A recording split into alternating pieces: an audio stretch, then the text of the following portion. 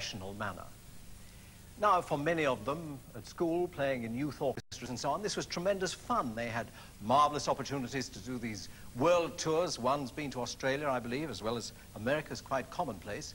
And the concerts in the local town hall, it gives them tremendous satisfaction, and probably music at school was one of the most enjoyable things they did. And of course, the very good ones would think, this is terrific fun, I'd like to do this for the rest of my life. And so they think, well, I'll go into music and make it a career. But then, of course, when they come to a college or when they come to an academy, then they must realize, I hope they've realized it already, that they're in a very competitive profession. And only those players with the very highest technical and musical skill are going to get on. Now, 90% or more of the instrumentalists who are successful are going to be playing in orchestras.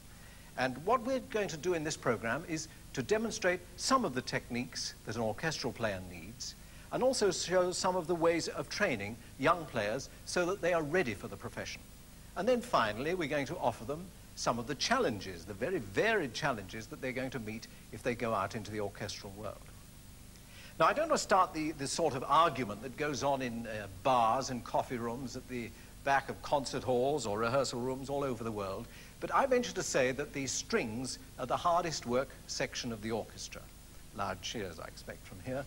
There's a very good reason for this. They play more notes than anyone else, and for that reason they need more practice, more rehearsal. Ask any conductor, whether it's with a school orchestra, a youth orchestra, or the Berlin Philharmonic, and he'll tell you that he has to spend more time with the strings than any other section in the orchestra. To be a good, thoroughly professional player, you need at least 15 years training behind you. And the instrument that you buy is going to cost a great deal of money, possibly 10 or 15,000 pounds for a violin or cello is not unusual. And then, I better whisper this bit, when they get out into the profession, most of the string players in the orchestra are going to be paid less than their colleagues in the wind and percussion. But that's life. There's nothing we can do about that. Well, now, if you think of the challenges that are made to a string soloist, you might think that being an orchestral player is not as difficult as playing a concerto. But it is difficult in its own way. And I venture to say that although these young people are studying as soloists with their teachers because they go in on their own, when they come into the orchestra, they need a greater variety of technique than a soloist needs. Now, in this program, we're going to show you some of the techniques that go into the making of an orchestral player. We'll be concentrating on the strings and the wind and then the full orchestra. And I want to make it clear at this point that we are rehearsing. We have invited you, as it were, into the rehearsal room to see a young orchestra at work. We're not giving a concert. We've just looked through some of this music, merely a read-through to establish that the parts are correct. We know where we're going to start and finish. We are rehearsing with you as guests. So we'll start with the string technique. Now, you may think that putting the bow on the string is a very straightforward matter. But then there's the problem, is it the point of the bow, is it the middle, is it the heel? Each of these produces a different color, a different effect. And the player quickly learns to produce this to match what the composer requires. We'll play first just the opening of the Brandenburg Concerto No. 3 by Bach, and you'll hear a detached stroke, a very usual, everyday stroke that players use for a great deal of music, particularly the music of Bach, Handel, and Corelli in that period.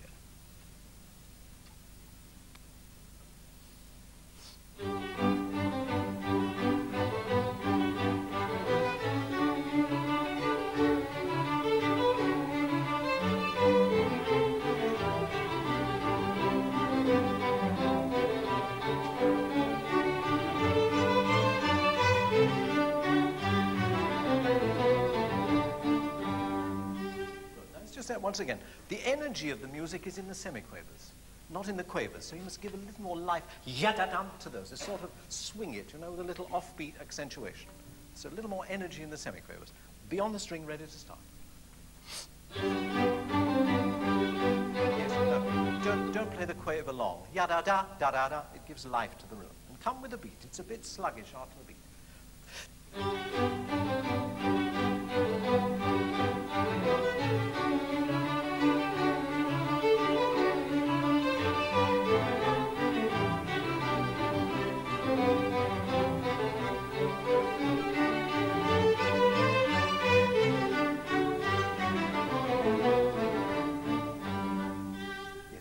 you shorten your last note a little so we hear this dum-da-da-dum, bum-ba, bum-ba, so that last quaver. Once again, now, give the energy in the semiquavers and keep the quavers detached. Stop the bow on the string. Once again. You ready? Oh,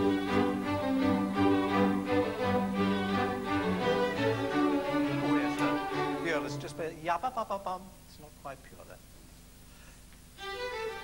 That's it. Once again, begin.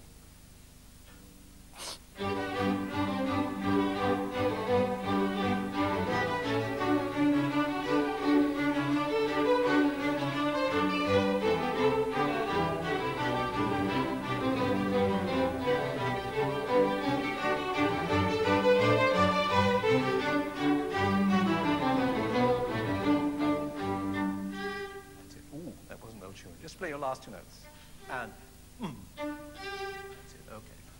Well, now there you have a fairly straightforward method of bowing, detached bowing here in the upper half. Now, the point of the bow is also used in very soft playing. Then the sound becomes rather thin and delicate and very well articulated. We're going to play just the first couple of bars of an overture by Verdi, the Sicilian Vespers. And you'll see just what I mean. Now get the bow on the string ready here.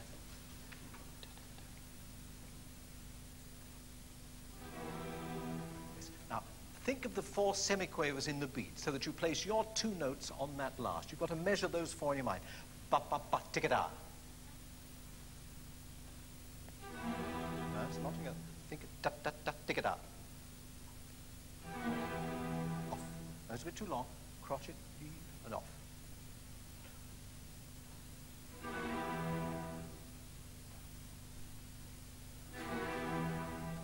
Yes. Think of a drum. This music comes from an overture, and it represents a funeral. It represents the sound of a drum that you might hear in a funeral march, as in the Eroica, for example. So think of that ra-da-dum, that muffled drum, ba-ba-bum. So the notes are well articulated at the beginning. On the string, ready.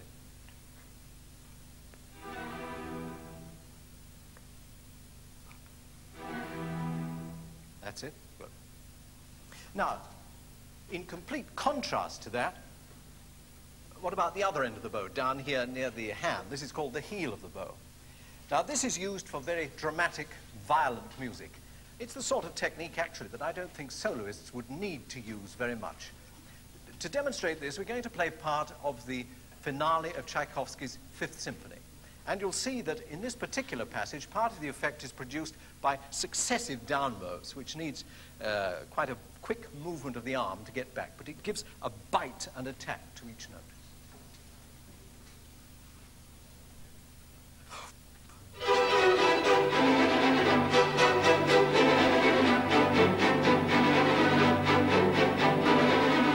Yes. Be ready, so as you'll pick up the beat straight away there, da, and attack, in tempo.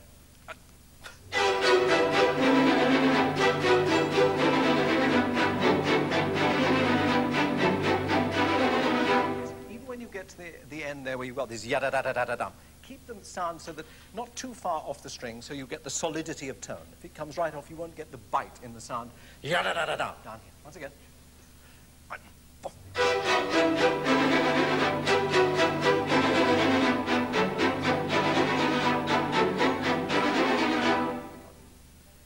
Now those are, if you like, rather extreme examples of effects using different parts of the bow, from the point to the heel. But now, what about melodic playing? Well, in the same way, there's a tremendous variety of techniques needed. Which part of the bow you use, how much vibrato, where the bow is placed on the string in relation to the bridge. If the bow is near the bridge, this produces a more penetrating tone. If the bow moves further towards the fingerboard, it becomes more and more veiled and gentle. And incidentally, if you force the tone around this register, which I'm afraid a lot of young players do, it produces an ugly sound. So the placing of the bow can vary the color, and also the intensity and the speed of the vibrato. Well, now we're going to stay with Tchaikovsky to move to his, the third movement in that Fifth Symphony, because now we're going on to melodic playing. Now, this waltz, you may remember, needs very gentle, sweet, delicate sound. Of the players move their bows about too much, there gets a little edge into it, and they've got to control the vibrato and purity of intonation. So we'll rehearse this opening.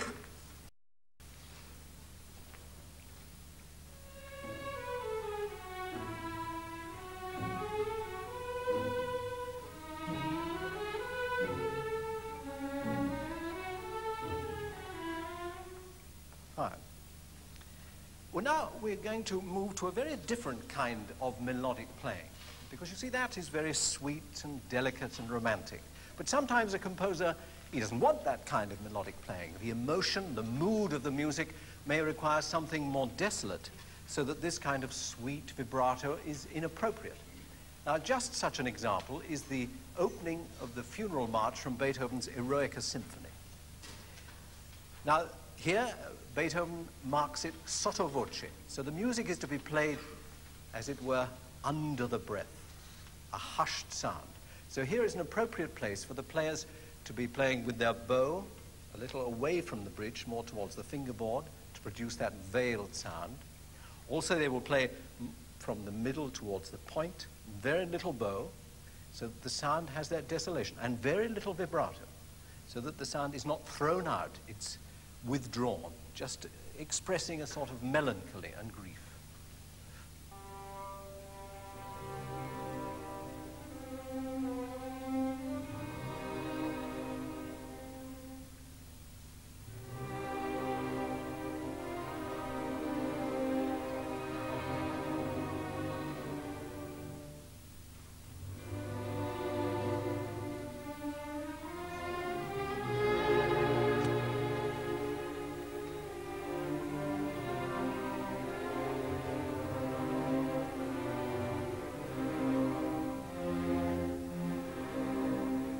Now, first of all, there are too many accented notes. There's only one bar with an accent. You see the sforzato, which is the bar which you do with most vibrato. That sforzato is more a vibrato, and keep that espressivo in the diminuendo. And also, second violas, keep an ear on the first, you place the semiquavers and so on, just exactly together. And basses, you must get this before the beat. Now, the notation that Beethoven has used is rather ambiguous. He's written the first three notes that they play. Let's hear them play it. Let's play your first entry. Now, he's written that as grace notes. That is, not measured notes, and they are put just after the bar line. Now, the problem is, and there's a considerable argument amongst conductors, should those notes sound before the first beat, or should they sound on the beat? For example, Richard Strauss always said that they should be played on the beat. Toscanini used to play them on the beat. Suddenly, in mid-career, he came into the rehearsal and said, no, it is quite wrong, we must play them before the beat. So there's considerable argument, because a little while later, Beethoven writes measured notes, quite different from the opening. But I like to hear them before the beat, and then very clearly measured notes just after. So let's start that again, please. Now, get ready, and just stop the bow on the string. D, D, D.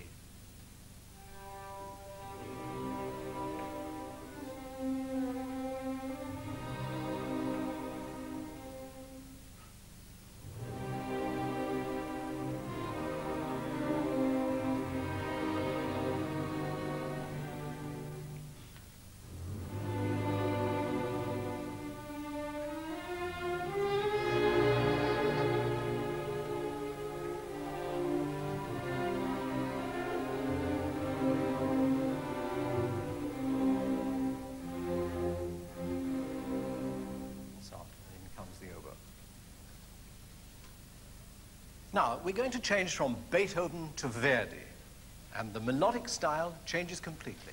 Instead of this rather desolate, melancholy sound, Verdi requires an intense Italianate cantabile.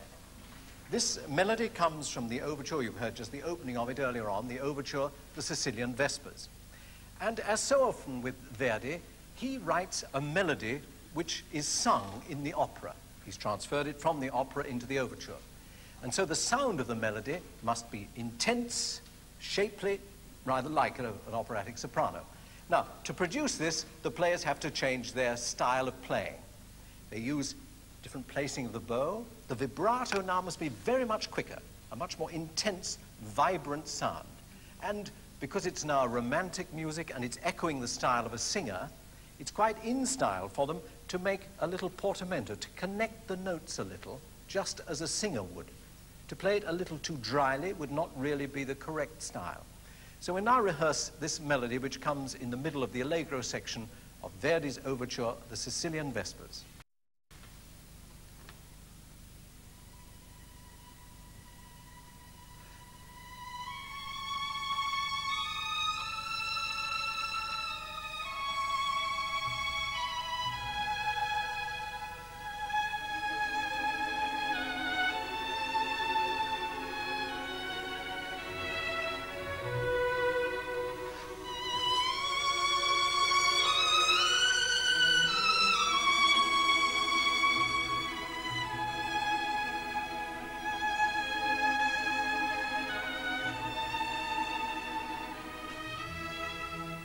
Splendid, splendid.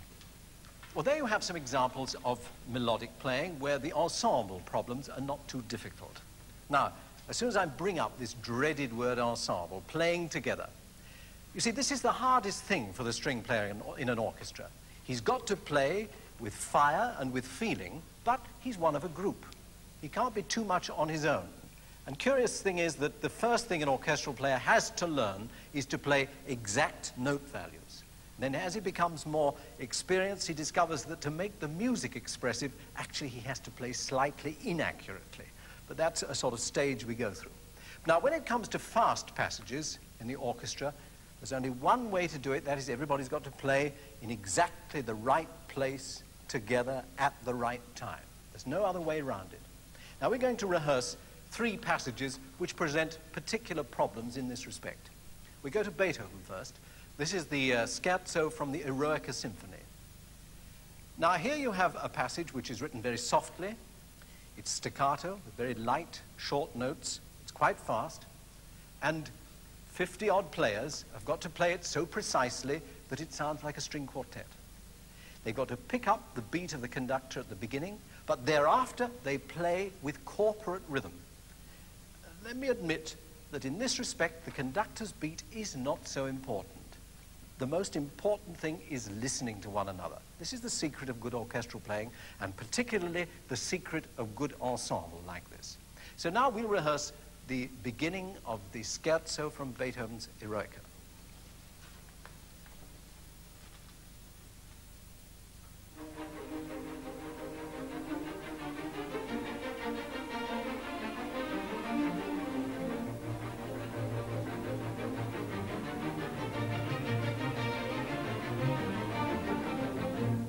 Very good, splendid. Now, one of the problems about ensemble in passage work of that sort is the sheer space that an orchestra takes up. If you think, you see the back desk of the violin over here to the cellos, it's a vast space. And even though the players are listening to one another to get a good ensemble, the problem is that there can be a time delay between one side and the other. A time delay between seeing the conductor's beat, playing with the leader and the front desks. So the players have to learn to adjust their timing to take that into account. Well, now, we're going to go on to play a famous beginning to a piece which always takes the public's fancy for some reason. This is the start of Richard Strauss's Don Juan. I'm sure you all know the story that one conductor starts it while the audience is still clapping so that they can't hear whether the orchestra are together or not. There's another story that Richard Strauss, the composer of this music, who was a very famous and great conductor in his time, actually didn't want this music, his music, to sound very clean and precise. He wanted a sort of blend of tone. And once, when he was conducting as a guest in Italy, a concert of his music, the orchestra had spent 6 rehearsals preparing the music for when he came so that they knew it perfectly. And he came and started to beat, and he says, "This is terrible, I don't like this." And in 10 minutes, he'd ruined all their work because he wanted something rough. Now, I don't think that we're going to aim to make it rough, but it could well be that Strauss, wanted this opening not to sound like 7 notes one after another, but a sort of whoosh, an exciting beginning to the piece. Now, the problem is that the music begins with a rest. It starts with a short semiquaver rest, and then the string must play 7 notes very quickly after that. And then with the full orchestra, the wind comes in the second half of the bar. And the problem is to get those 7 notes together so that everybody meets the second half of the bar. So we'll rehearse it, see what we can do.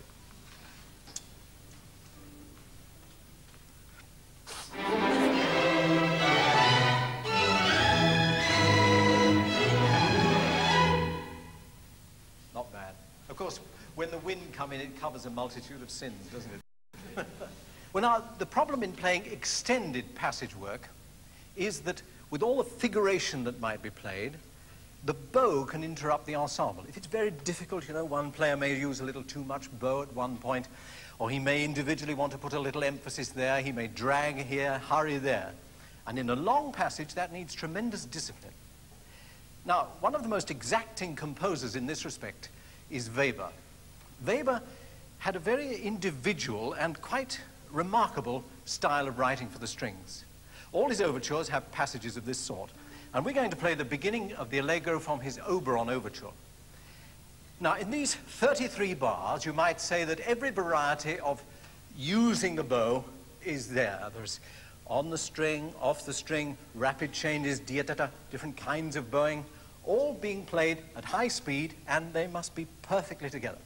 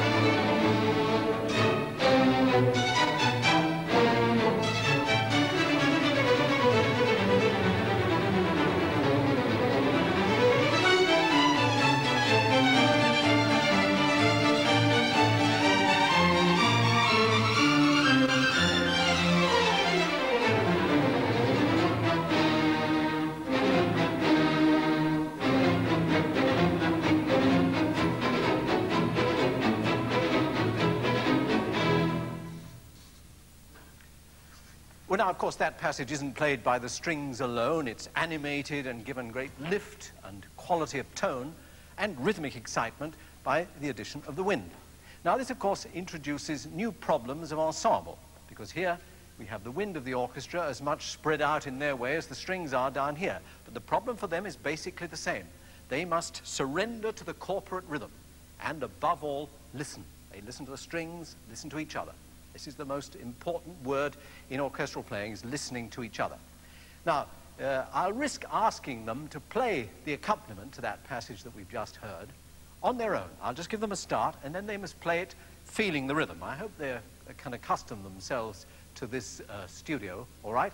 But they're used to a different acoustic. But now, let's just play the beginning of that.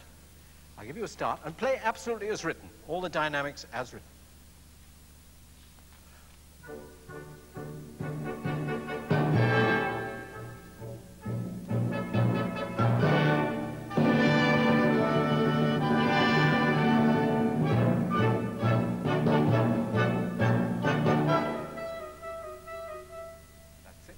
So there's just the opening few bars, you see, and they're perfectly able to play that well together. But of course, when the strings come in, they've still got to listen to the strings, because the excitement of what they're playing may disturb slightly that animation. They must still listen and keep with the strings. Now, what Weber has written for the wind there was suited to the instruments of his time, when the trombones and the trumpets and the horns were much softer toned instruments than they are today. So when Weber writes fortissimo for the trombones, fortissimo for the trumpets, if they played out as loudly as that now, it would swamp the strings. So to give the correct balance, they learn very quickly. The conductor doesn't have to ask for this very often. They know that in classical writing of this type, that's up to about the middle of the 19th century, what they have to do is to modify all those dynamics, play them down a little, and make a little diminuendo here, but always with a crisp attack to keep the excitement. Now, let's play it once through with the strings and wind together.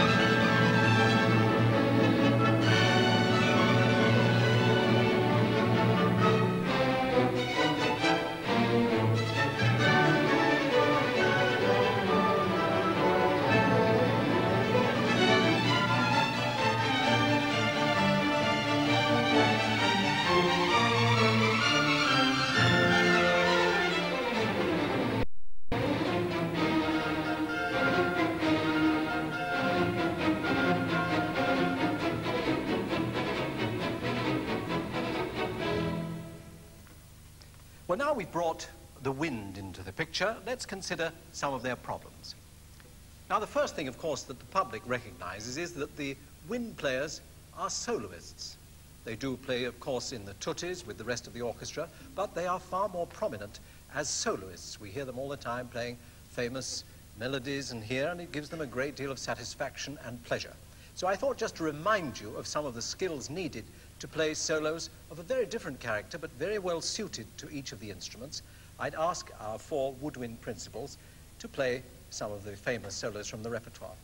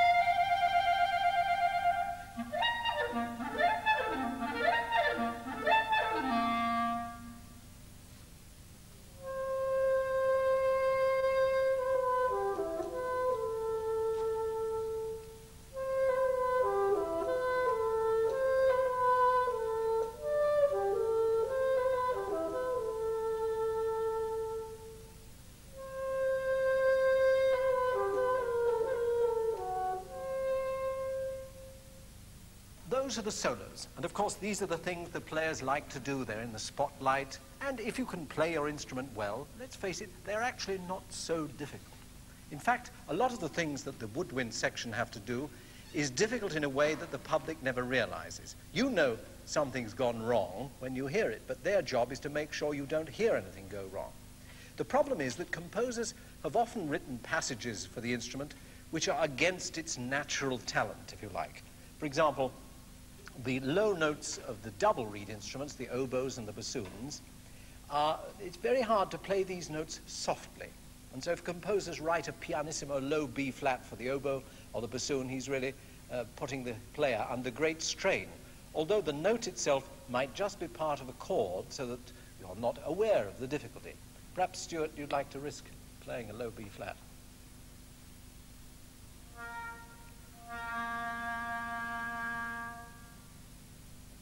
Would you like to do it again? You see the difficulty. So all the time, they have to learn to compensate, to correct the bad notes, to put them into tune. Now, this is where we come up against the major problem, which is the tuning of the woodwind. Now, you may think that this is not so difficult. Once you've learned to play the instrument, you just put the instrument, the reed or the mouthpiece in your mouth, put the keys down, and out comes the right note. Well, I assure you that isn't the case at all. Bernard, would you like to play one note and just vary the pitch?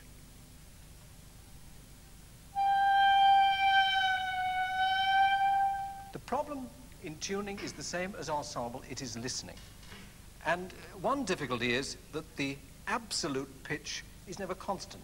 You see, we've come into this television studio with a lot of hot lights. Now, this is likely to upset the tuning. It sends the pitch up a little. And the same can happen in the concert hall. On a summer evening, it can get extremely hot, and it's very difficult then for the wind players to control their intonation because of the heat of the air inside their instruments. And of course, other instruments in the orchestra may not be as affected, strings or the harp or an organ or a harpsichord or a piano. And so there's a constant battle in coping with this tendency for the atmosphere and the temperature to change the pitch. But always it's listening to one another. And one of the most difficult things is pitching chords. And we are going to dare to play, really, I suppose, what is the most difficult beginning for the wind of any work. That's the opening of the overture, A Midsummer Night's Dream, by Mendelssohn. Now you can imagine the problem here. The players come onto the platform, perhaps to play this as the first work in a concert. The oboe gives an A, and they tune an A, but before they've warmed up and settled down, they've got to pick these chords out of the air and play them perfectly in tune.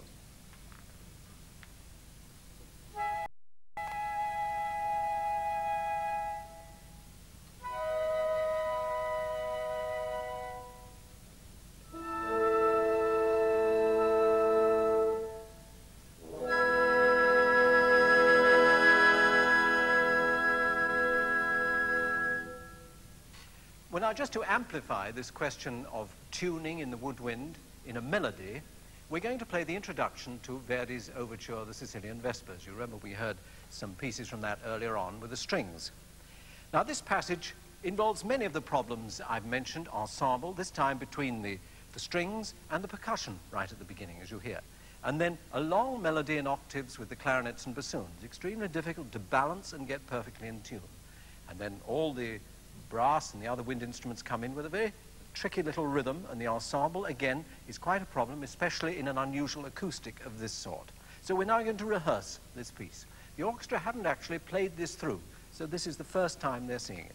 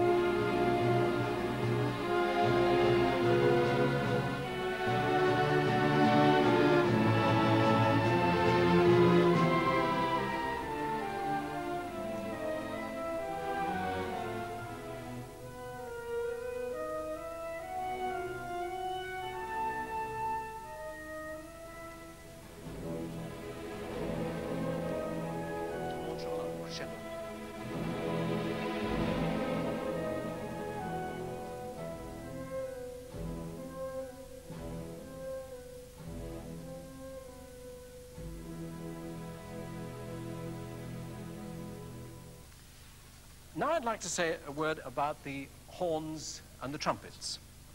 Now they have all the same problems that the rest of the wind have, that is to play notes perfectly in tune and to get a good ensemble. But they have a particular problem, and this is that usually when they play, I don't mean sometimes, but I mean usually, they have to transpose the part in front of them. And that is play in a different key from the way the music is written down in the part. Now the reason for this is historical. When the trumpets and horns first came into the orchestra, they were very simple instruments, and they didn't have the valves, and they could play only the bugle notes.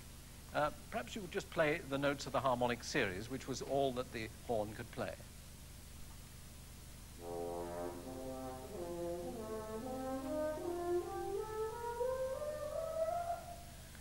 That's it. So you see, those were the notes available to the horn. But of course, that's only in one key. If the composer wanted to change the key, he had to pull out a bit of his piping in the instrument. You've just shown that. Just pull out a lump of pipe and shove in a longer bit or a shorter bit, and that made the key of that harmonic series higher or lower. The instrument did the transposing by the length of piping. The player now has to do that transposing with his technique and his musicianship from the part in front of him. And just to demonstrate this, I've selected a chord from a piece by Berlioz, his Romeo and Juliet, where each of the horns is in a different key. The first horn is in E, so his written C sounds an E.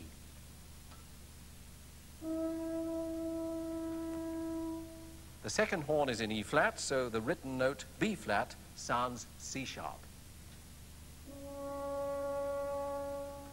The third horn is in G, so his written C for him sounds G.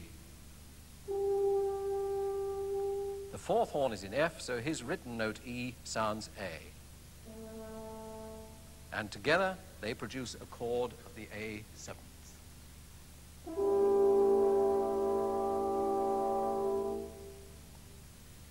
Trumpeters face exactly the same problem. They are required to play in different keys, and you see in the part, trumpet in E, trumpet in D, trumpet in C, trumpet in B flat, and so on. And usually they too have to do the transposition themselves in their heads. But nowadays it's become fashionable, shall I say, and perhaps necessary because of the extraordinary range of music that the trumpeters are called upon to play, particularly very high music. And it's usual now for players to bring onto the platform perhaps 2, 3, 4 instruments. How many have you got? 4, okay. Just show us first a B flat trumpet. Now would you just play the written note C on the B flat trumpet? Right. Now let's have a C trumpet. Just a little smaller. Play the written note C on that. That sounds a C. Now you have a D trumpet as well, which is smaller still. He changes his mouthpiece. He plays the written note C, comes out as a D. Now what else have we got there amongst all that? Now this is a piccolo A trumpet. That's rather unusual. So are you going to play a C on that? So that's written down. All those notes are written the same way, but the player knows how to produce them on the different instruments. Now, of course, a lot of the music that the trumpeters have to play that is very high was written many, many years ago in the 17th and 18th century when trumpet playing was mostly very high. So we're going to play now a passage from a suite by Bach in which our 3 trumpeters are going to play very high passages. This is written for trumpets in D, though I'm never sure what they're actually using. I think the first is using an A trumpet, second and third are using D trumpets, yes. Okay, so we're now going to play the suite from the jig from the suite in D by Bach. 1, 2.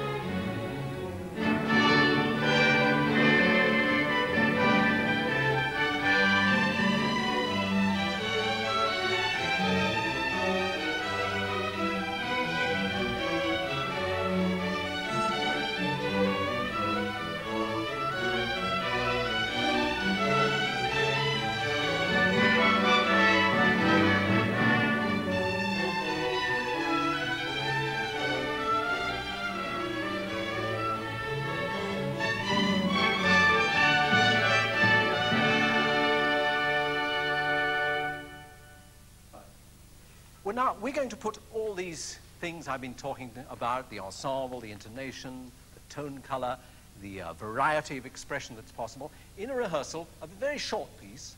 I've chosen a short piece so that we have something to work on and we can get to a conclusion. And this is one of Dvorak's Slavonic dances in C major. They're marvelous pieces, not at all easy to play, and within just a few minutes they embrace all sorts of orchestral effects and make great demands on the players. So we'll rehearse this Slavonic dance. Now in the opening bars, time the notes after the dot. D, da, da, so we hear the exact rhythm of that.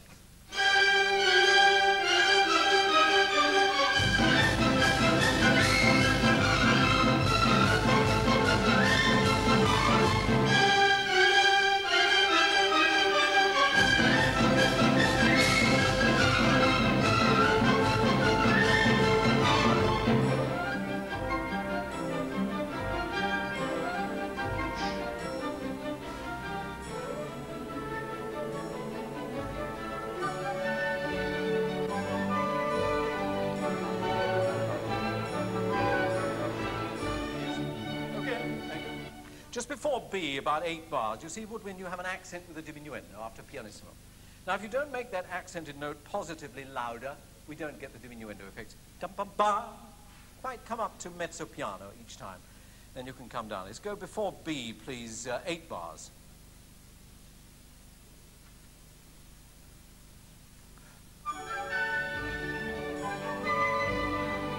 And diminuendo.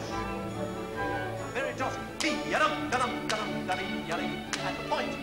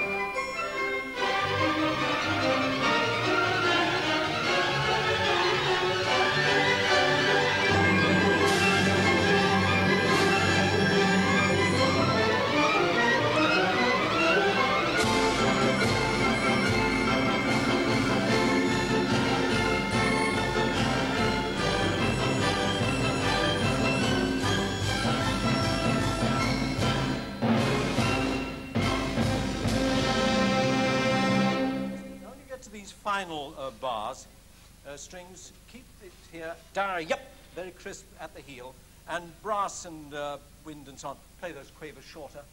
Want the utmost crispness and attack in those last 4 bars. Let's play from 1, 2, 3, 4, 5, 6, no, 5 bars. 5 bars. They must be like whiplashing. Come. The last 5 bars, short notes.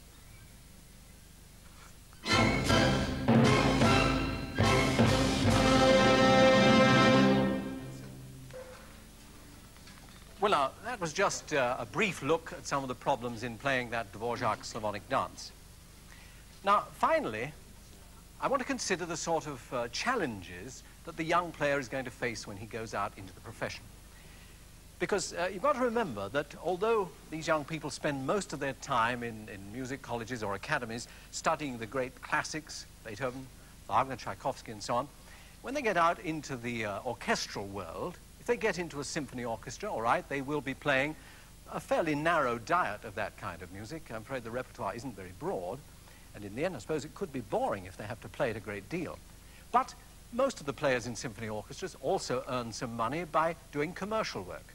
They play in television studios like this, they do film sessions, they might be playing a television jingle, they might be backing a pop star. You'll be amazed some of the fine players who appear to do this commercial work because their skills are needed.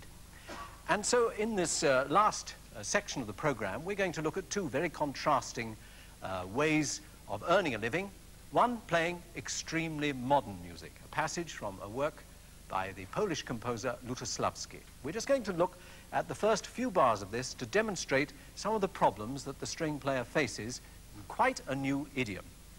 Now, if you look at the beginning of this, and you'll see that the composer has used markings for quarter tones. You'll see a mark which is like a filled-in flat, which is a quarter tone down, and then there's a full semitone down, and there's a three-quarter tone down. Now, he's written most of these as filling in notes between one note and another. It's a way of notating a slide. And the music that he's written is to give a different speed of slide between one section. So you produce a curious kind of a mash of sound, like a blend, a smear of sound.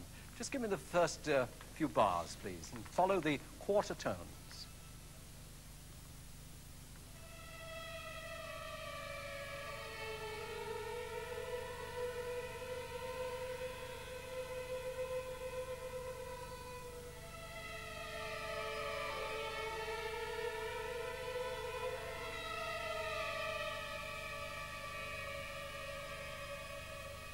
Go off there, go on. Now, espressivo.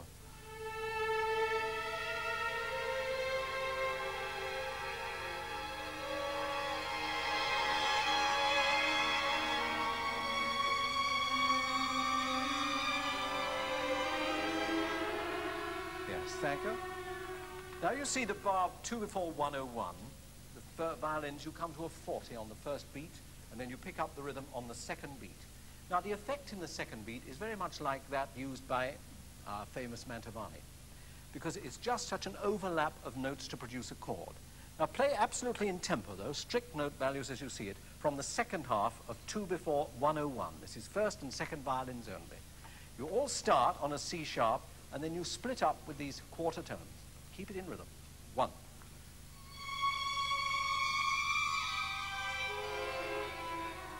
That's it. The effect is that as you change each note, it produces a sequence of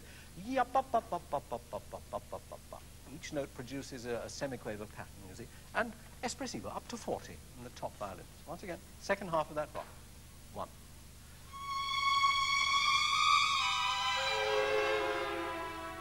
That's it. And as you go on here, you see you move slowly off that note. He's written it sectionally, so each one is moving at a different speed to produce this very slight overlap. F sharp.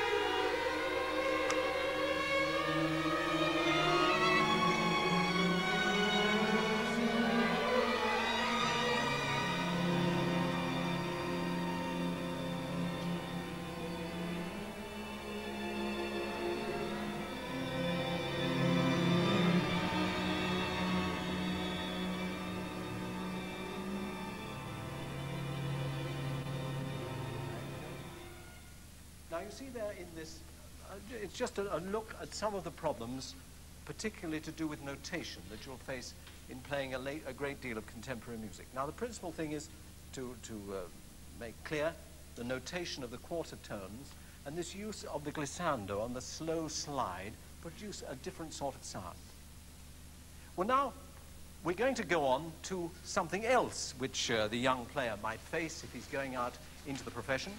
That is in complete contrast to that, commercial music, because he may be rehearsing an avant-garde work of this nature in the morning, but he may go and earn his living doing a film session in the afternoon. And he's got to change his technique and use his experience and expertise to fall straight into it. Because in the film session, it may be a grubby piece of manuscript, not properly written out, the composer's continually changing his mind, but he relies on the expertise of the players. Now, we're going to play a chunk of Star Wars, which is written for full orchestra by John Williams. And I'm sure, although Mr. Williams is a very expert composer, he wouldn't pretend this is great music, but it needs to be played extremely well to make its effect. So we'll see what we can do with this music.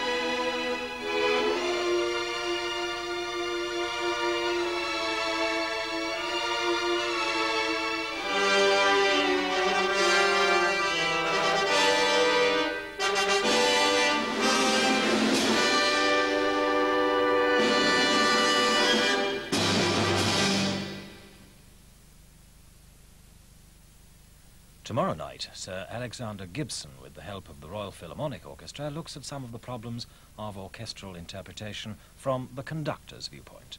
Two sides of the Rostrum, tomorrow at 7:30. BBC One, in a few moments, continues Alex Haley's saga of one man's search for